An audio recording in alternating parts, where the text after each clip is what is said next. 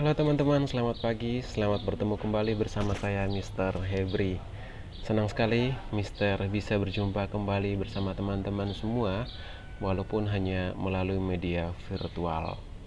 Nah, Mr. berharap kalian semua dalam keadaan sehat jiwa maupun badan ya.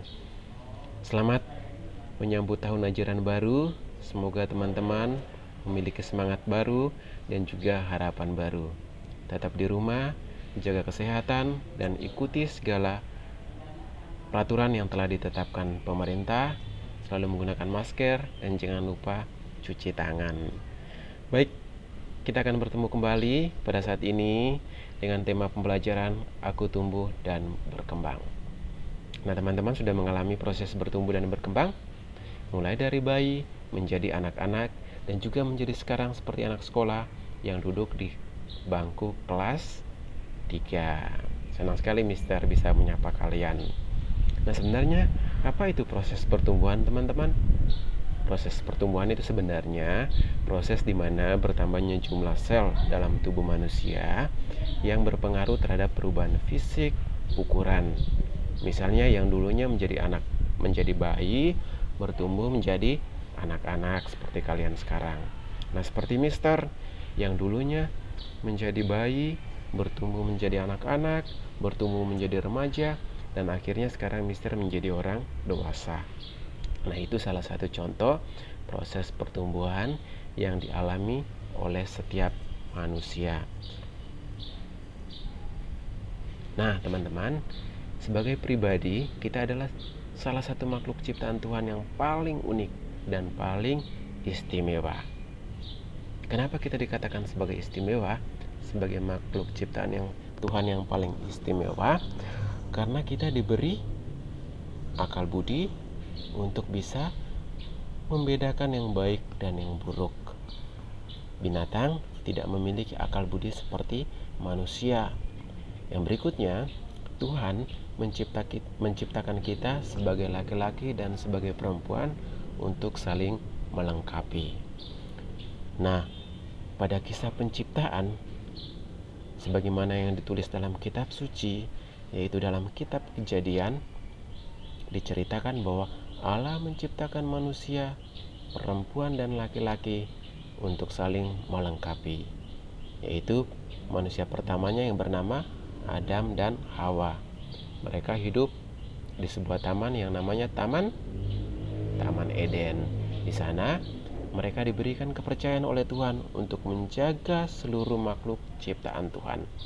Itu salah satunya kenapa manusia dikatakan sebagai pribadi istimewa, karena Tuhan memberikan hak istimewa kepada manusia untuk menjaga seluruh karya ciptaan Tuhan. Dan yang berikut, kita diciptakan sebagai laki-laki dan perempuan untuk bisa saling bekerja sama, saling membantu satu dengan yang lainnya. Nah, sebagai perempuan dan juga sebagai laki-laki, kita tentu mengalami proses pertumbuhan.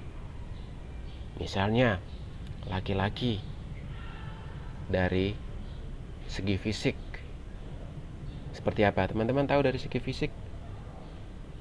Misalnya seperti Mister akan mengalami proses pertumbuhan yang dari kanak-kanak menjadi dari bayi menjadi anak-anak dan menjadi seorang yang dewasa. Perubahan fisiknya seperti apa? Mister suaranya dari semulanya kecil, halus, akhirnya suaranya semakin terdengar seperti suara orang dewasa, yaitu bass. Suara bass artinya suara yang begitu menggema gitu. Jadi teman-teman bisa melihat perbedaan perubahan fisik. Yang dulunya belum bertumbuh kumis dan sekarang sudah bertumbuh kumis. Yang dulunya masih rambutnya kecil-kecil memiliki rambut yang cukup banyak. Dan hal itu juga dialami oleh perempuan. Nah, proses pertumbuhan itu berpengaruh juga terhadap kecerdasan kita. Yang dulu masih kecil, kita tidak begitu cerdas. Ketika sudah kanak-kanak, ketika sudah remaja, ketika sudah dewasa, kita mengalami perubahan dari tingkat kecerdasan, sudah mulai pandai, sudah bisa mengerti matematika, sudah bisa berbahasa Inggris, sudah bisa membedakan yang baik dan yang buruk, dan sudah bisa tahu cara menghormati orang yang lebih tua. Jadi pada dasarnya proses perubahan yang ada dalam diri kita mempengaruhi tingkat kecerdasan setiap manusia. Nah, kira-kira bagaimana proses tahap perkembangan dalam diri manusia? Yang pertama, dia mulai dari bayi yang imut-imut seperti yang ada di gambar ini. Teman-teman semua sudah mengalami proses seperti ini. Dan berikutnya menjadi anak-anak yang cantik, dan berikutnya remaja. Remaja itu biasanya kita alami ketika SMP dan SMA. Setelah itu tahap dewasa, yaitu seperti Mister sekarang ini. Dan selanjutnya menjadi orang usia lanjut, yaitu nenek dan kakek kita. Nah, ini contohnya dari balita, kanak-kanak, remaja, terus umur 40 tahun, umur 65 tahun, sampai umur 70 tahun. Jadi perubahan fisik mempengaruhi tingkat kecerdasan kita juga. Nah, Tuhan Yesus juga mengalami proses yang sama. Dia mengalami proses bertumbuh dan berkembang. Ketika dilahirkan, dia dilahirkan di mana, teman-teman? Siapa yang tahu? Yesus lahir di Bethlehem. Dia berasal dari Nazaret. Nah, sejak lahir dia berada bersama kedua orang tuanya. Setelah itu ketika dia umur beberapa hari, dia berkunjung ke Bait Allah. Di sana dia berjumpa dengan imam besar untuk dibaptis. Nah, setelah itu pada usia 12 tahun dia pergi ke Bait Allah. Di sana dia mengajar kepada imam-imam besar. Nah, ketika umur 12 tahun, Tuhan Yesus itu udah cerdas, udah pandai, udah pintar. Jadi tingkat perubahan pertumbuhan yang ada dalam diri manusia mempengaruhi juga tingkat kecerdasannya. Setelah itu pada usia 30 tahun, ketika dia sudah dewasa, dia meninggalkan kedua orang tuanya, pergi mewarta kerajaan Allah kepada semua orang.